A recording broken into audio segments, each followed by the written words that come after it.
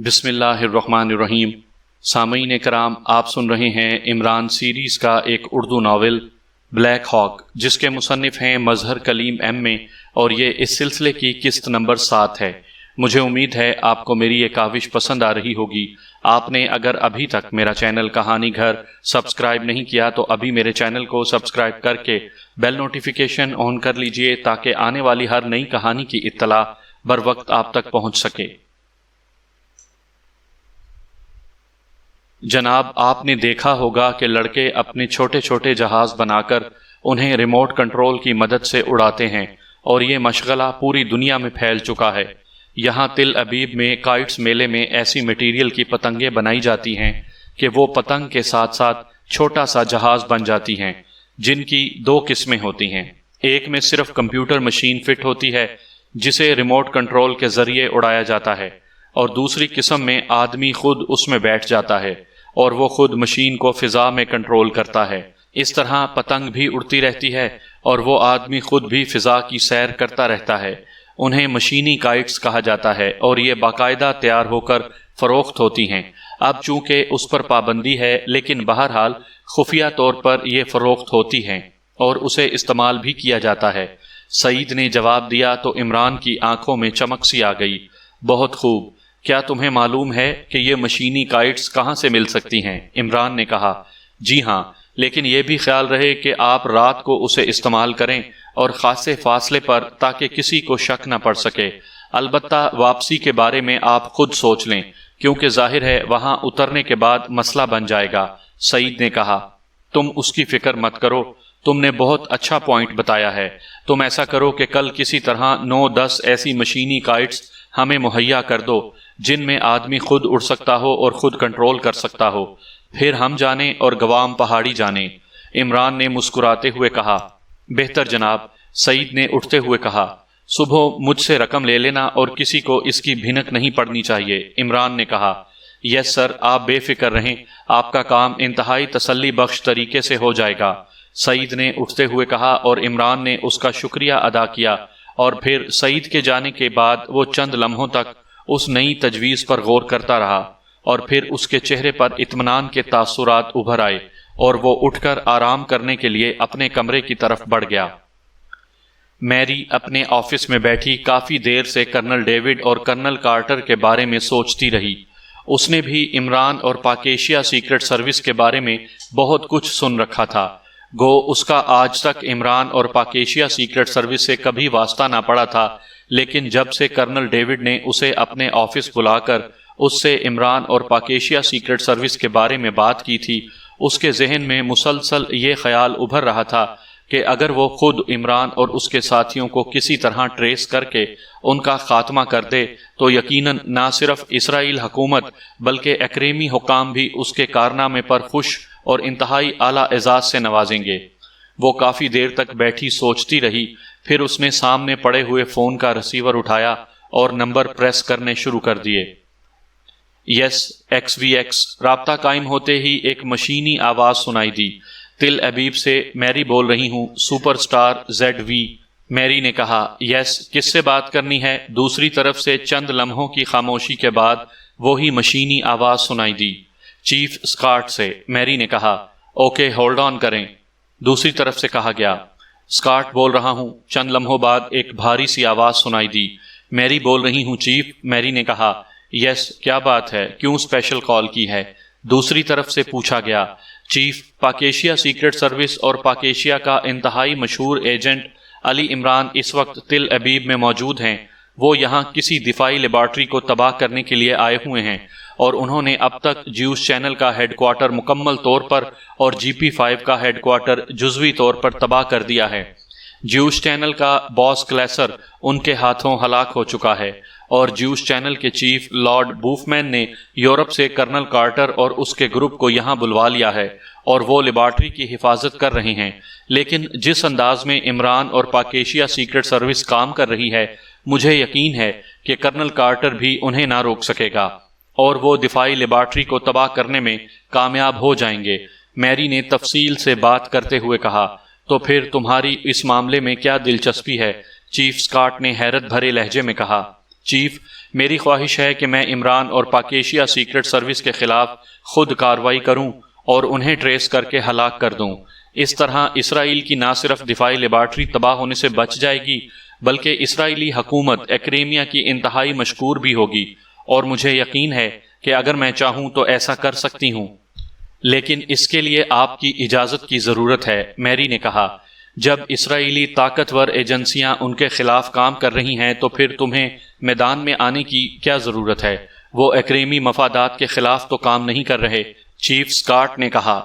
Chief, اسرائیل کی مدد بھی تو ایکریمی مفاد میں ہے، میری نے کہا۔ ہاں تم ٹھیک کہہ رہی ہو، لیکن اس کے لیے مجھے بھی اعلیٰ حکام سے بات کرنا ہوگی، چیف سکاٹ نے اس بار قدرے نرم لہجے میں کہا۔ چیف، آپ خود با اختیار ہیں، میری نے خوش آمدانہ لہجے میں کہا۔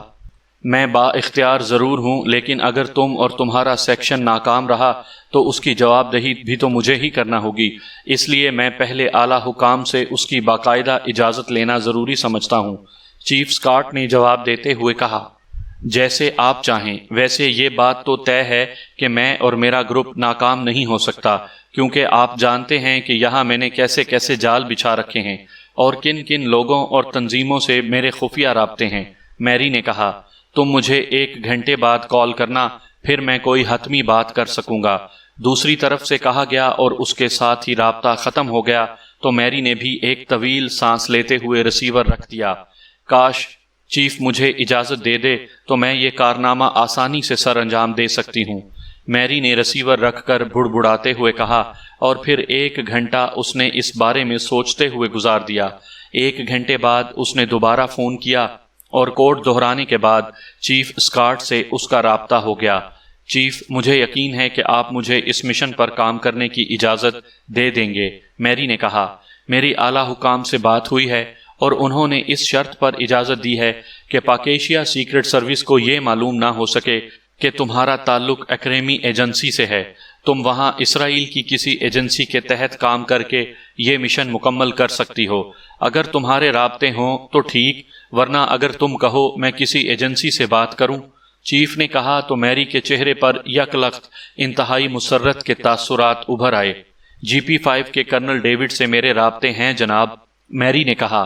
اوکے، پھر تم اور تمہارا گروپ GP5 کے تحت یہ کارروائی کر سکتا ہے تاکہ اس کی ذمہ داری ایکریمیا پر عائد نہ ہو، کیونکہ ناکامی اور کامیابی دونوں صورتوں میں ایکریمیا پاکیشیا سیکرٹ سروس سے براہ راست کوئی محاذ آرائی نہیں چاہتا۔ اور یہ بھی سن لو کہ یہ اجازت میرے اصرار پر ملی ہے، کیونکہ تمہیں معلوم ہے کہ میں خود اسرائیل کا حامی ہوں، اور میں ذاتی طور پر بھی یہی چاہتا ہوں کہ اسرائیل کو کسی طرح کا نقصان نہ پہنچے، سکاٹ نے کہا۔ میں جانتی ہوں چیف، آپ کا بے حد شکریہ، آپ بے فکر رہیں، یہ کارنامہ آپ کے سر ہی رہے گا، میری نے انتہائی مسرت بھرے لہجے میں کہا۔ Okay, wish you good luck, لیکن تم نے مجھے فوری رپورٹ دینی ہے، چیف نے کہا۔ یس چیف، میری نے کہا۔ تو دوسری طرف سے رابطہ ختم ہو گیا اور میری نے جلدی سے کریڈل دبایا اور پھر ٹون آنے پر تیزی سے نمبر پریس کرنے شروع کر دیے۔ رابرٹ بول رہا ہوں۔ رابطہ قائم ہوتے ہی دوسری طرف سے ایک مردانہ آواز سنائی دی۔ میری بول رہی ہوں رابرٹ، میری نے کہا۔ او یس مادام، حکم۔ دوسری طرف سے اس بار مؤدبانہ لہجے میں کہا گیا، رابرٹ، تمہارے فلسطینی تنظیموں سے انتہائی گہرے تعلقات ہیں۔ پاکیشیا سیکرٹ سروس اپنے مشہور ایجنٹ عمران کی سربراہی میں یہاں تل ابیب میں آئی ہوئی ہے، اور اسرائیلی ایجنسیاں باوجود کوشش کے انہیں ٹریس نہیں کر سکتے، اور اب یہ مشن خفیہ طور پر ہماری ایجنسی کو سونپ دیا گیا ہے۔ ہم نے ان کا خاتمہ کرنا ہے۔ تم فوری طور پر اپنے تمام آدمیوں سے رابطے کرو اور انہیں ٹریس کر کے مجھے فوری رپورٹ کر دو، میری نے کہا۔ یس مادام، دوسری طرف سے اسی طرح مؤدبانہ لہجے میں کہا گیا۔ کب تک ابتدائی رپورٹ دو گے؟ میری نے بے چین سے لہجے میں پوچھا۔ مادام، زیادہ سے زیادہ 1 گھنٹے کے اندر آپ کو ابتدائی رپورٹ دینے کے قابل ہو جاؤں گا، دوسری طرف سے مؤدبانہ لہجے میں کہا گیا۔ اوکے، میں تمہاری رپورٹ کی شدت سے منتظر رہوں گی، میری نے کہا، اور اس کے ساتھ ہی اس نے کریڈل دبا دیا اور پھر ہاتھ اٹھا کر ٹون آنے پر اس نے ایک بار پھر تیزی سے نمبر پریس کرنے شروع کر دیے۔ GP5 head quarter. رابطہ قائم ہوتے ہی ایک نسوانی آواز سنائی دی۔ میں میری بول رہی ہوں، کرنل ڈیوڈ سے بات کراؤ، میری نے کہا۔ میڈم، چیف تو اپنی رہائش گاہ پر ہیں، دوسری طرف سے مؤدبانہ لہجے میں کہا گیا۔ اچھا، میں وہاں کال کر لیتی ہوں، میری نے کہا، اور کریڈل دبا کر ایک بار پھر ٹون آنے پر اس نے نمبر پریس کرنے شروع کر دیے۔ یس، رابطہ قائم ہوتے ہی ایک مردانہ آواز سنائی دی۔ لہجہ بے حد سخت تھا۔ میں میری بول رہی ہوں، کرنل ڈیوڈ سے بات کرائیں؟ میری نے کہا۔ ہولڈ کریں۔ دوسری طرف سے کہا گیا۔ ہیلو، کرنل ڈیوڈ بول رہا ہوں۔ چند لمحوں بعد کرنل ڈیوڈ کی آواز سنائی دی۔ میری بول رہی ہوں، کرنل ڈیوڈ، میں نے تمہارے آفس فون کیا تھا، وہاں سے بتایا گیا کہ تم اپنی رہائش گاہ پر ہو، اس لیے میں نے یہاں فون کیا ہے، میری نے کہا۔ کیا کوئی خاص بات ہو گئی ہے؟ کرنل ڈیوڈ نے قدرے سخت لہجے میں کہا۔ ہاں، میں نے سوچا کہ جیوش چینل کے مقابلے میں تمہاری ایجنسی کو عمران اور اس کے ساتھیوں کی ہلاکت کا کریڈٹ دلوا دوں۔ آخر تم میری انتہائی گہری فرینڈ کے بھائی ہو، میری نے مسکراتے ہوئے کہا۔ کیا مطلب؟ کیا کہنا چاہتی ہو تم؟ کرنل ڈیوڈ کے لہجے میں حیرت تھی۔ میں عمران اور اس کے ساتھیوں کا خاتمہ کرنا چاہتی ہوں، اور میں نے اس پر کام بھی شروع کر دیا ہے، اور زیادہ سے زیادہ چند گھنٹوں کے اندر اندر میں اپنے مشن میں کامیاب بھی ہو جاؤں گی۔ میں نے چیف سے بات کی ہے، اور چیف نے اسی شرط پر اجازت دی ہے کہ میں براہ راست ایکریمی ایجنٹ کے بجائے کسی اسرائیلی ایجنسی کے تحت یہ کام کروں، اور اس کے لیے میں نے GP5 کا انتخاب کیا ہے، میری نے کہا۔ کیا تم نے زیادہ پی تو نہیں لی؟ دوسری طرف سے کرنل ڈیوڈ نے کہا تو میری بے اختیار چونک پڑی۔ کیا مطلب؟ یہ تم کیا کہہ رہے ہو؟ میری نے حیرت بھرے اور قدرے الجھے ہوئے لہجے میں کہا۔ تمہارا کیا خیال ہے کہ تم عمران اور اس کے ساتھیوں کے مقابلے میں کامیاب رہو گی؟ آج تک ایکریمیا کی بلیک ایجنسی اس کا مقابلہ نہیں کر سکی۔ اسرائیل کی تمام ایجنسیاں اس کے مقابلے میں اب تک ناکام رہی ہیں، اور تم کہہ رہی ہو کہ تم چند گھنٹوں میں ان کا خاتمہ کر دو گی؟ حالانکہ ایسا ہونا ناممکن ہے، بلکہ تم خود اپنے آپ کو اور اپنے سیکشن کو ہلاک کروا بیٹھو گی، کرنل ڈیوڈ نے کہا۔ تم خواہ ان لوگوں سے مروب ہو رہے ہو کرنل ڈیوڈ۔ عمران اور اس کے ساتھیوں کی شہرت صرف پروپوگنڈا ہے، اور پھر وہ یہاں اجنبی ملک میں ہیں، جبکہ ہمارا یہاں وسیع نیٹ ورک ہے۔ تم دیکھنا کہ میں کتنی آسانی سے ان کا خاتمہ کر دوں گی۔ میرے لیے یہ کوئی مشکل کام نہیں ہے، میں نے تو اس سے بھی زیادہ مشکل مشن مکمل کیے ہوئے ہیں، میری نے اس بار قدرے ناراض سے لہجے میں کہا۔ ٹھیک ہے، مجھے کیا اعتراض ہو سکتا ہے؟ اگر تم کامیاب ہو جاؤ تو مجھے واقعی بے حد خوشی ہوگی، کیونکہ اس طرح کریڈٹ بہرحال GP5 کو ہی جائے گا، کرنل ڈیوڈ نے سرد مہرانہ لہجے میں کہا۔ اوکے، تم دیکھنا کہ میں کیسے کامیاب ہوتی ہوں، میری نے کہا اور رسیور رکھ دیا۔ اتنی بڑی اور طاقتور تنظیم کا چیف بنا ہوا ہے اور اس قدر بزدل ہے، حیرت ہے، میری نے منہ بناتے ہوئے کہا، اور پھر تقریباً 1.5 گھنٹے بعد فون کی گھنٹی بج اٹھی تو میری نے ہاتھ بڑھا کر رسیور اٹھا لیا۔ یس، میری بول رہی ہوں، میری نے کہا۔ رابرٹ بول رہا ہوں مادام۔ دوسری طرف سے رابرٹ کی آواز سنائی دی، اور اس کا لہجہ سن کر ہی میری سمجھ گئی کہ وہ کسی نہ کسی حد تک کامیاب ہو گیا ہے۔ یس، کیا رپورٹ ہے؟ میری نے انتہائی اشتیاق بھرے لہجے میں کہا۔ مادام، میں نے معلومات حاصل کر لی ہیں، عمران اور اس کے ساتھی اس وقت ریڈ ایگل کی پناہ میں ہیں۔ دوسری طرف سے کہا گیا تو میری بے اختیار چونک پڑی۔ Red eagle? تمہارا مطلب ہے جس کا چیف شیخ سالم ہے؟ میری نے کہا۔ یس مادام، میں نے بڑی مشکل سے یہ معلومات حاصل کی ہیں، اور یہ بھی مجھے اطلاع مل گئی ہے کہ شیخ سالم نے انہیں ایک علیحدہ رہائش گاہ دی ہے، جہاں ایک آدمی سعید بطور چوکیدار کام کر رہا ہے، لیکن اس سعید کو کسی طرح لالچ نہیں دیا جا سکتا، البتہ اگر آپ حکم دیں تو اسے اغوا کیا جا سکتا ہے، رابرٹ نے کہا۔ کیا تمہیں اس رہائش گاہ کے بارے میں علم ہے؟ میری نے حیرت بھرے لہجے میں کہا۔ نہیں مادام، اگر علم ہوتا تو پھر اس سعید کو اغوا کرانے کی ضرورت ہی نہ رہتی، ہم براہ راست اس رہائش گاہ پر ریڈ کر کے ان کا خاتمہ کر دیتے، رابرٹ نے جواب دیا۔ تمہارے مطابق وہ اس رہائش گاہ کا چوکیدار ہے تو پھر اسے اغوا کہاں سے کراؤ گے؟ میری نے منہ بناتے ہوئے کہا۔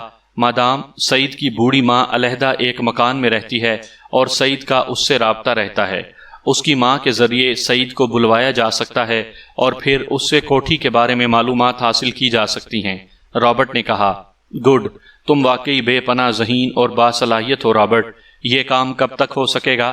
میری نے کہا۔ صرف آپ کی اجازت کی ضرورت تھی مادام، امید ہے جلد ہی یہ کام ہو جائے گا، رابرٹ نے کہا۔ اچھا، اس سعید سے پوچھ گچھ میں خود کرنا چاہتی ہوں، اس لیے تم اسے اغوا کرا کے ہیڈ کوارٹر بھجوا دو، میری نے کہا۔ یس مادام، جیسے آپ کا حکم، دوسری طرف سے کہا گیا میں شدت سے اس کا انتظار کروں گی، میری نے کہا، اور اس کے ساتھ ہی اس نے ریسیور رکھ دیا۔ ایک بار اس رہائش گاہ کا علم ہو جائے پھر میں دیکھوں گی کہ یہ لوگ کیسے دوسرا سانس لے سکتے ہیں، میری نے بڑبڑاتے ہوئے کہا، اور اٹھ کر وہ ملحقہ کمرے کی طرف بڑھ گئی جہاں وہ کچھ دیر لیٹ کر آرام کرنا چاہتی تھی، اور پھر تقریباً 3 گھنٹے گزرے ہوں گے کہ ساتھ ہی تپائی پر پڑے ہوئے فون کی گھنٹی بج اٹھی۔ اس نے ہاتھ بڑھا کر ریسیور اٹھا لیا۔ یس، میری بول رہی ہوں، میری نے کہا۔ ماسٹر بول رہا ہوں مادام، رابرٹ نے ایک بے ہوش مقامی آدمی کو بھجوایا ہے، اس کا نام سعید بتایا گیا ہے، اور رابرٹ نے کہا ہے کہ آپ نے اسے ہیڈ کوارٹر طلب کیا ہے۔ ماسٹر نے کہا، ہاں، اسے بلیک روم میں راڈز والی کرسی پر جکڑ دو، میں وہیں آ رہی ہوں، میں نے خود اس سے پوچھ گچھ کرنی ہے۔ میری نے کہا، یس مادام۔ دوسری طرف سے کہا گیا اور میری نے ریسیور رکھا اور اٹھ کر ملحقہ ڈریسنگ روم کی طرف بڑھ گئی۔ تھوڑی دیر بعد وہ لباس تبدیل کر کے اس کمرے سے نکل کر آفس میں پہنچی، اور پھر اس نے فون کا ریسیور اٹھا کر نمبر پریس کرنے شروع کر دیے۔ رابرٹ بول رہا ہوں۔ چند لمحوں بعد رابرٹ کی آواز سنائی دی۔ میری بول رہی ہوں، میری نے کہا۔ یس مادام، آپ کے حکم کی تعمیل ہو چکی ہے، رابرٹ نے جواب دیا۔ ہاں، مجھے ماسٹر نے اس آدمی کے پہنچنے کی اطلاع دے دی ہے اور میں اس سے پوچھ گچھ کرنے جا رہی ہوں، لیکن اس سے پہلے میں نے اس لیے تمہیں کال کیا ہے کہ تم مجھے تفصیل بتاؤ کہ یہ آدمی کس طرح قابو میں آیا ہے، اور اس سلسلے میں کوئی نگرانی، کوئی پرابلم تو سامنے نہیں آیا۔ میری نے کہا، نہیں مادام، میرے آدمیوں نے اس کی ماں کو کور کر لیا، اور پھر اس کی ماں نے میرے آدمیوں کے کہنے پر سعید کو فون کیا اور اسے بتایا کہ وہ اچانک شدید بیمار ہو گئی ہے، اس لیے وہ آ جائے۔ چنانچہ وہ آ گیا اور ہم نے اسے بے ہوش کر دیا اور اس کی ماں کو ہلاک کر دیا، رابرٹ نے جواب دیا۔ اس کی ماں نے کہاں فون کیا تھا؟ میری نے چونک کر پوچھا۔ مادام، جیمرینا مارکیٹ کے کسی تاجر کو فون کیا تھا اور اسے بتایا تھا کہ وہ پیغام سعید تک پہنچا دے۔ میں نے اس فون نمبر کو چیک کیا ہے، لیکن یہ نمبر کسی ایکسچینج میں ہی موجود نہیں ہے، یہ کوئی خصوصی نمبر ہے، شاید سیٹلائٹ کا نمبر ہو، کیونکہ ایسی تنظیمیں خفیہ رہنے کے لیے ایسے انتظامات کرتی رہتی ہیں، رابرٹ نے کہا۔ اوکے، ٹھیک ہے، اب میں خود ہی اس سے ساری بات معلوم کر لوں گی، میری نے کہا۔ مادام، یہ خیال رکھنا کہ اب اس سعید کو زندہ واپس نہ بھیجیں، ورنہ ریڈ ایگل ہمارے خلاف کام شروع کر دے گی، اور یہ انتہائی خطرناک تنظیم ہے، رابرٹ نے کہا۔ میں سمجھتی ہوں رابرٹ، تم بے فکر رہو، میری نے کہا، اور اس کے ساتھ ہی اس نے ریسیور رکھا اور پھر اٹھ کر بیرونی دروازے کی طرف بڑھ گئی۔ تھوڑی دیر بعد وہ بلیک روم میں داخل ہوئی تو اس نے ایک مقامی آدمی کو راڈز والی کرسی میں بے ہوشی کے عالم میں جکڑے ہوئے پایا۔ وہاں ہیڈ کوارٹر انچارج ماسٹر اپنے 2 آدمیوں کے ساتھ موجود تھا۔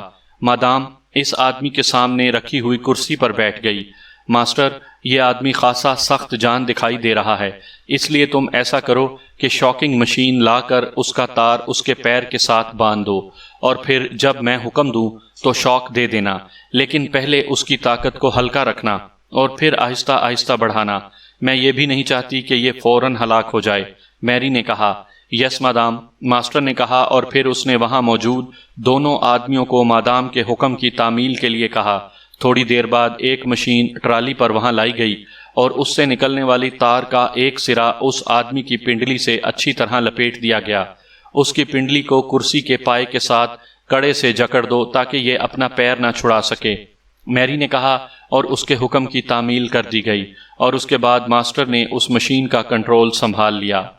ڈوشی، تم اس آدمی کو ہوش میں لے آؤ، میری نے ماسٹر کے آدمی کو حکم دیتے ہوئے کہا، اور اس آدمی نے مڑ کر الماری میں سے ایک لمبی گردن والی نیلے رنگ کی شیشی نکالی اور الماری بند کر کے وہ اس آدمی کی طرف بڑھ گیا۔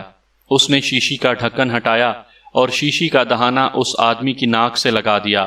چند لمحوں بعد اس نے شیشی ہٹائی اور پھر اس کا ڈھکن بند کر کے اس نے شیشی کو واپس الماری میں رکھا اور الماری بند کر کے وہ ماسٹر کے قریب جا کر کھڑا ہو گیا۔ میری کی نظریں اس آدمی پر جمی ہوئی تھیں۔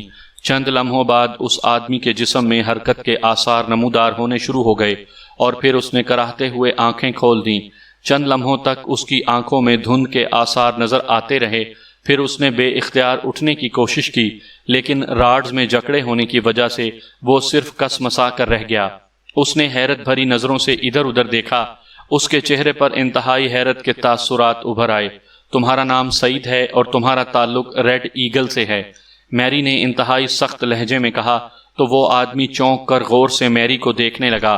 میرا نام سعید ضرور ہے، لیکن میرا کسی ریڈ یا گرین ایگل سے کوئی تعلق نہیں ہے، اس آدمی نے منہ بناتے ہوئے کہا۔ اس کا لہجہ خلاف توقع کافی سنبھلا ہوا تھا۔ گڈ، اس کا مطلب ہے کہ تمہارے اعصاب خاصے مضبوط ہیں، میری نے مسکراتے ہوئے کہا۔ تم کون ہو اور یہ تم نے مجھے اس طرح کیوں جکڑا ہوا ہے؟ سعید نے اس کی بات کا جواب دینے کے بجائے الٹا سوال کر دیا۔ میرا نام میری ہے اور میرا تعلق ایکریمیا سے ہے۔ میں نے تم سے چند ضروری معلومات حاصل کرنی ہیں۔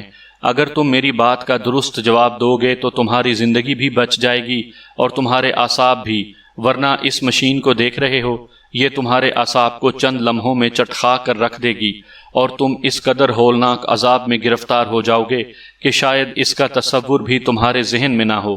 میری نے اسپاٹ لہجے میں کہا۔ تم کیا پوچھنا چاہتی ہو؟ اگر مجھے معلوم ہوگا تو میں ضرور بتا دوں گا، سعید نے ہونٹ چباتے ہوئے کہا۔ تمہارے بارے میں اطلاع ملی ہے کہ تم کسی کوٹھی میں چوکی دار ہو، کیا میں درست کہہ رہی ہوں؟ میری نے کہا۔ ہاں، سعید نے مختصر سا جواب دیا۔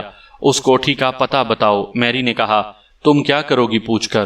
سعید نے منہ بناتے ہوئے کہا۔ ماسٹر، میری نے سرد لہجے میں کہا۔ یس مادام، ماسٹر نے جواب دیا اور اس کے ساتھ ہی اس نے مشین پر ایک ناب کو آہستہ سے گھمایا تو سعید کے جسم کو زوردار جھٹکے لگنے شروع ہو گئے اور اس کے حلق سے بے اختیار چیخیں نکلنے لگیں۔ چند لمحوں بعد ہی اس کا چہرہ پسینے سے شرابور ہو گیا، آنکھیں ابل کر باہر کو آ گئیں اور اس کا چہرہ خاصی حد تک مسخ ہو گیا۔ میری نے ہاتھ اٹھایا تو ماسٹر نے ناب کو واپس گھما دیا اور سعید کا بگڑتا ہوا چہرہ دوبارہ نارمل ہونا شروع ہو گیا۔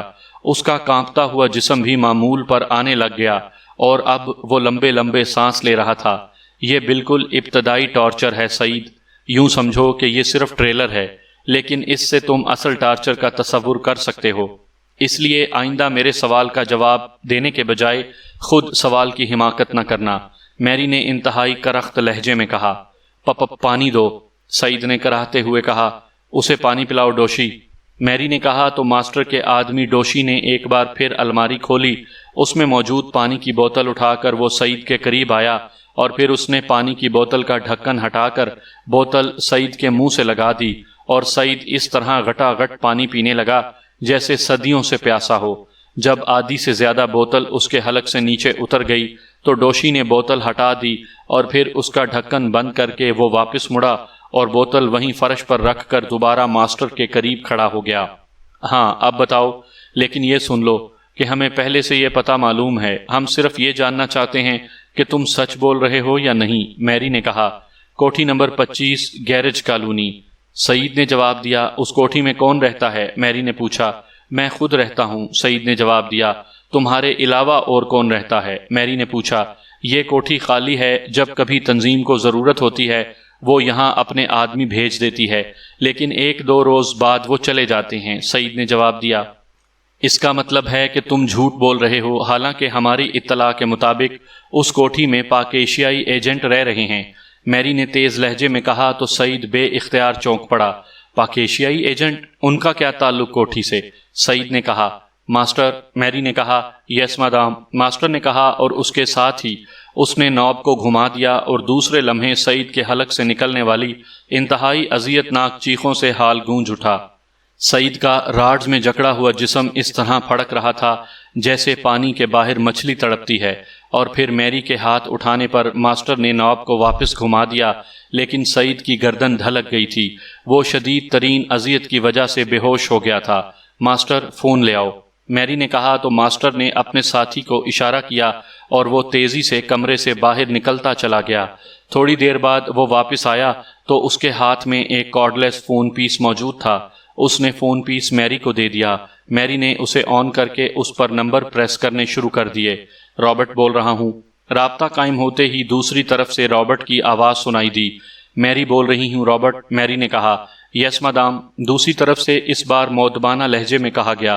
سعید نے ایک پتہ بتایا ہے، کوٹھی نمبر 25 گیرج کالونی، اس کو چیک کرو اور پھر مجھے فوراً اطلاع دو، میری نے کہا۔ یس مادام، دوسری طرف سے کہا گیا۔ اور سنو، ویسے تو میرا اندازہ ہے کہ اس نے غلط بتایا ہے، اس لیے ہو سکتا ہے کہ یہ کوٹھی خالی ہو، لیکن اگر اس نے ویسے ہی یہ پتہ بتا دیا ہے تو اس میں کسی کی رہائش بھی ہو سکتی ہے۔ تم نے چیکنگ کرنی ہے کہ اگر اس میں رہائش ہو تو وہ کون ہیں اور ان کی تعداد وغیرہ سب کچھ چیک کرنا ہے۔ میری نے کہا یس مدام۔ دوسری طرف سے کہا گیا اوکے جلدی رپورٹ دو۔ میری نے کہا اور پھر فون آف کر کے اس نے ساتھ پڑی ہوئی تپائی پر رکھ دیا۔ اب اسے ہوش میں لے آؤ۔ میری نے کہا تو ڈوشی آگے بڑھا اور اس نے فرش پر رکھی ہوئی پانی کی بوتل اٹھائی جو اس وقت آدھی بھری ہوئی تھی۔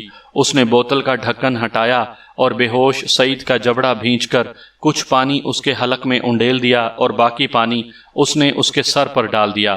خالی بوتل ایک طرف رکھی ہوئی بڑی سی ٹوکری میں اچھال دی۔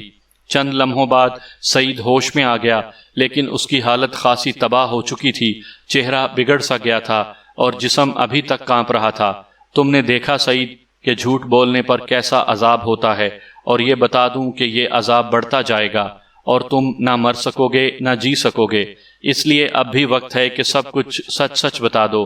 میں تمہیں زندہ واپس بھجوا دوں گی، یہ میرا وعدہ ہے۔ میری نے کہا میں واقعی پاک ایشیائی ایجنٹوں کے بارے میں کچھ نہیں جانتا۔ سعید نے کہا تو میری کے چہرے پر حیرت کے تاثرات ابھر آئے۔ ابھی معلوم ہو جائے گا، میری نے کہا، اور پھر چند لمحوں بعد فون کی گھنٹی بج اٹھی تو میری نے کارڈ لیس فون پیس اٹھایا اور اس کا بٹن آن کر دیا۔ ہیلو، رابرٹ بول رہا ہوں۔ دوسری طرف سے رابرٹ کی آواز سنائی دی۔ میری بول رہی ہوں۔ میری نے سرد لہجے میں کہا مادام کوٹھی خالی ہے، وہاں کوئی آدمی موجود نہیں ہے۔ دوسری طرف سے کہا گیا میرا پہلے ہی یہی خیال تھا۔ اوکے، میری نے کہا اور فون آف کر کے اس نے فون پیس واپس تپائی پر رکھ دیا۔ تو تم نے غلط پتہ بتا دیا، اب بھگتو عذاب۔ میری نے انتہائی غصیلے لہجے میں کہا کوٹھی تو خالی ہی ہونی ہے، میں جو وہاں موجود نہیں ہوں۔ میں نے پہلے ہی بتایا ہے۔ سعید نے کہا تمہیں کیسے معلوم ہوا کہ مجھے فون پر یہ بتایا گیا ہے کہ کوٹھی خالی ہے؟ میری نے چونک کر کہا ظاہر ہے، اور کیا بتایا جا سکتا ہے؟ سعید نے منہ بناتے ہوئے کہا اس کا مطلب ہے کہ تم میری توقع سے بھی زیادہ مضبوط اعصاب کے مالک ہو۔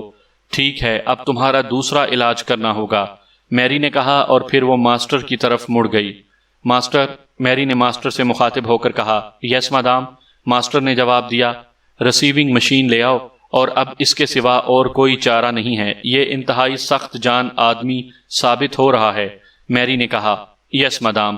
ماسٹر نے کہا اور پھر وہ خود ہی تیز تیز قدم اٹھاتا ہال سے باہر نکل گیا۔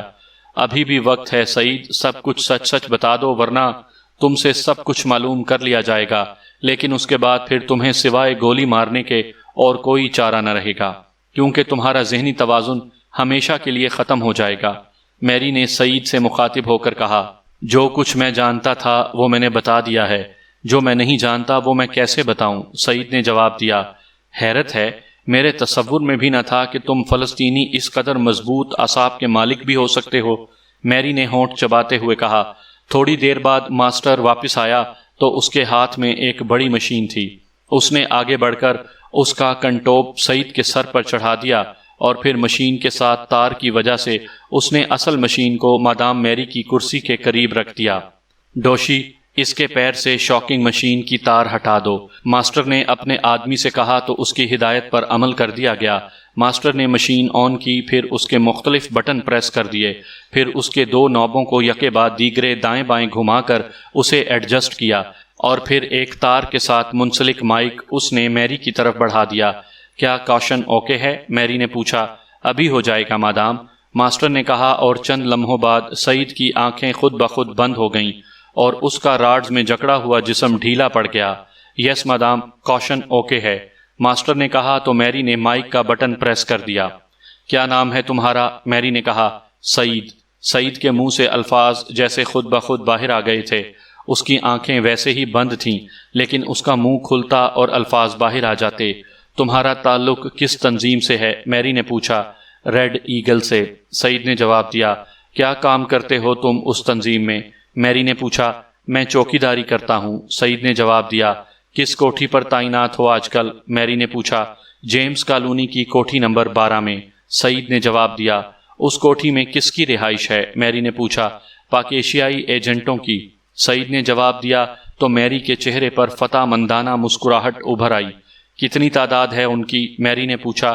2 عورتیں اور 8 مرد ہیں، سعید نے پوچھا۔ ان کا لیڈر کون ہے؟ میری نے پوچھا۔ علی عمران، سعید نے جواب دیا۔ وہ اس وقت کیا کر رہے ہیں؟ میری نے پوچھا۔ مجھے نہیں معلوم، البتہ جب میں وہاں سے آیا تھا تو وہ سٹنگ روم میں موجود تھے، سعید نے جواب دیا۔ تم کیا کہہ کر وہاں سے آئے تھے؟ میری نے پوچھا۔ میں مشینی کائٹس کا انتظام کر کے وہاں پہنچا ہی تھا کہ میری ماں کا پیغام ملا، اور میں انہیں یہ کہہ کر آیا تھا کہ میری ماں بیمار ہو گئی ہے اور میں اسے پوچھنے جا رہا ہوں، سعید نے جواب دیا۔ تو میری بے اختیار چونک پڑی۔ مشینی کائٹس کیا مطلب؟ وضاحت کرو، میری نے تیز لہجے میں کہا۔ تو سعید نے مشینی کائٹس کے بارے میں تفصیل بتانی شروع کر دی۔ کیا کریں گے وہ ان مشینی کائٹس کا؟ میری نے کہا۔ وہ اس کے ذریعے آج رات کو گوام پہاڑی پر اتریں گے، سعید نے جواب دیا۔ تو میری بے اختیار اچھل پڑی۔ ماسٹر اسے آف کر دو، میری نے کہا، اور فون اٹھا کر کرسی سے اٹھی اور تقریباً دوڑتی ہوئی وہ اس حال سے نکل کر اپنے آفس کی طرف بڑھتی چلی گئی۔ اس کے چہرے پر زلزلے کے سے آثار تھے۔ آفس میں پہنچ کر اس نے فون پیس تو میز پر رکھا اور پھر ریسیور اٹھا کر اس نے نمبر پریس کرنے شروع کر دیے۔ یس، رابطہ قائم ہوتے ہی ایک مردانہ آواز سنائی دی۔ میری بول رہی ہوں، کرنل ڈیوڈ سے بات کراؤ، میری نے تیز لہجے میں کہا۔ ہولڈ آن کریں، دوسری طرف سے کہا گیا۔